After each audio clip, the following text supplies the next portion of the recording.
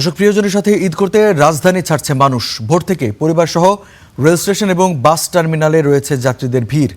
এই যাত্রার খবর জানবো, আমাদের সহকর্মীরা আমাদের সাথে যুক্ত হয়েছেন। বাস টার্মিনাল থেকে খবর জানাবেন সহকর্মী আখতারুজ্জামান, এবং রেল স্টেশনে আছেন আমাদের সহকর্মী আরফিন ইমন। যুক্ত হতে চাই তাদের সাথে, এবং আখতারুজ্জামানের কাছ থেকে শুরুতে জানতে চাইবো যে বাস টার্মিনালগুলোর চিত্র কি দেখছেন।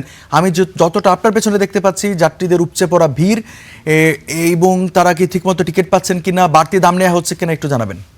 বাড়ি ফেরার যে উপচে পড়া ভিড়, সেই ভিড় কিন্তু সকাল থেকে আমরা দেখছি। এবং এই যে মহাখালী বাস টার্মিনাল, এখান থেকে মূলত ময়মনসিংহর যে রুটটি রয়েছে, ময়মনসিংহ, শেরপুর, জামালপুর, এই রুটটিতেই বেশি যাত্রী যাতায়াত করে। এবং এই টার্মিনালের অপর প্রান্ত থেকে কিন্তু উত্তরবঙ্গেও বেশ কিছু বাস ছেড়ে যায়। এবং এই টার্মিনালও সকাল থেকে আসার পরে দেখেছি বেশ যাত্রী চাপ রয়েছে। এর অধিকাংশ যাত্রীরাই কিন্তু ময়মনসিংহ যাবেন। এখানে যে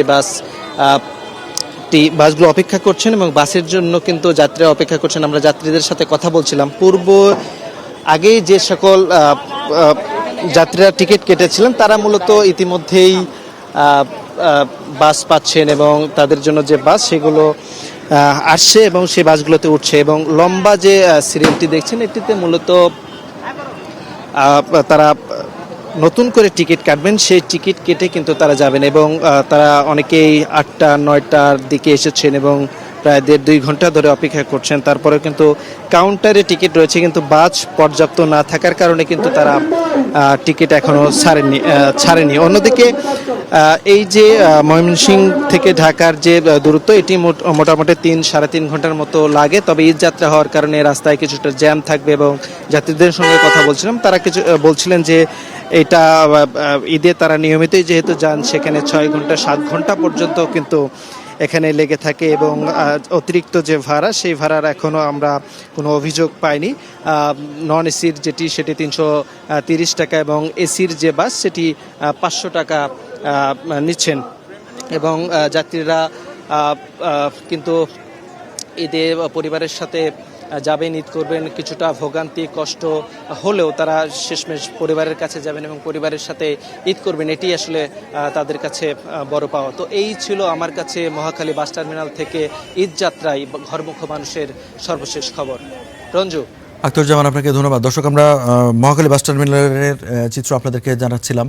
এবারে চলে যেতে চাই কমলাপুর রেলওয়ে স্টেশনের। সেখানকার কি পরিস্থিতি জানবো, আমাদের সহকর্মী ইমন রয়েছেন সেখানে। ইমন, কোনো ট্রেনের শিডিউল বিপর্যয় আছে কিনা, এবং যাত্রী ভোগান্তি আছে কিনা, আর ট্রেনের ছাদে যাত্রী উঠছে কিনা একটু জানাবেন। স্টেশনে সকাল থেকে দেখতে পাচ্ছি যে সেরকম একটি ভোগান্তি নেই। মোটামুটি কয়েকটি ট্রেন ছাড়া বেশিরভাগ ট্রেনই আসলে টাইম মতো ছেড়ে চলে গেছে। তবে সকালের দিকে 2টি ট্রেন যেটি আসলে টাইম মতো ছেড়ে যেতে পারেনি, 15 থেকে আধা ঘন্টার মতন আসলে শিডিউল বিপর্যয় হয়েছে। যেহেতু 3 স্তরের আসলে টিকিট চেকিং রয়েছে, যার কারণে এখানে আসলে ছেকে ঢুকানো হচ্ছে যাত্রীদেরকে। যাদের কাছে আসলে টিকিট রয়েছে তাদেরকে শুধুমাত্র প্রবেশ করতে দেওয়া হচ্ছে, যার কারণে অতিরিক্ত যাত্রী নেই। এবং অতিরিক্ত যাত্রী না থাকার কারণে আসলে ছাদেও সেভাবে কেউ উঠতে পারছেন না। এবং কিছুক্ষণ আগেই আসলে সড়ক পরিবহন সেতুমন্ত্রী শেখ রবিউল আলম, তিনি এই কমলাপুর রেলওয়ে স্টেশনে এসেছিলেন এবং তিনি এসে এখানকার যে ট্রেন, যারা আসলে যাত্রী রয়েছেন তাদের সাথে আসলে কথা বলেছেন এবং তাদের কাছে আসলে খোঁজ খবর নিয়েছেন এবং ট্রেন পরিদর্শন করেছেন। এবং সেখানে তিনি আসলে এটি জোরদারভাবে আসলে বলেছেন যে যাতে করে কোনো অতিরিক্ত যাত্রী না উঠতে পারেন এবং যাতে করে ট্রেনের ছাদে কেউ না উঠতে পারেন। তিনি বলেছেন যে যেহেতু এবার ঈদ যাত্রা অন্যান্য বারের থেকে অনেকটা স্বস্তির হবে এবং সাধারণ মানুষজন তারা খুব নির্দ্বিধায় তারা তাদের যে গন্তব্য, সেই গন্তব্যে পৌঁছতে পারবেন।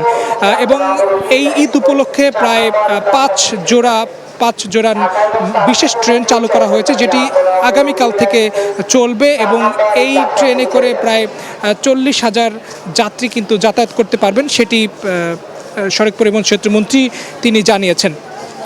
যাত্রীদের ভোগান্তি তেমন একটি নেই, যেহেতু আগামীকাল থেকে সরকারি ছুটি শুরু হবে।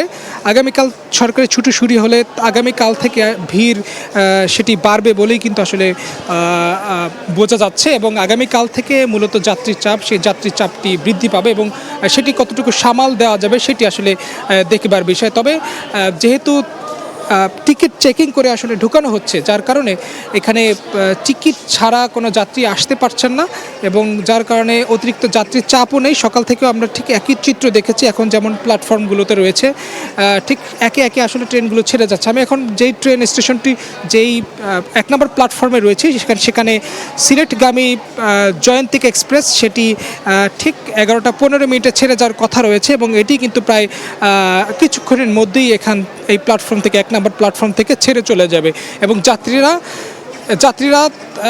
যাত্রীরা তারাও আসছেন, এবং আসার পরে যে ট্রেনটি, সেই ট্রেনটিতে আসলে উঠছেন, তাদের যে সিট, সেই সিটগুলো তারা বুঝে নিচ্ছেন। রঞ্জু, এই হচ্ছে এই কমলাপুর রেলওয়ে স্টেশন থেকে আমার কাছে থাকা সর্বশেষ। আরফিন ইমন, আপনাকে ধন্যবাদ।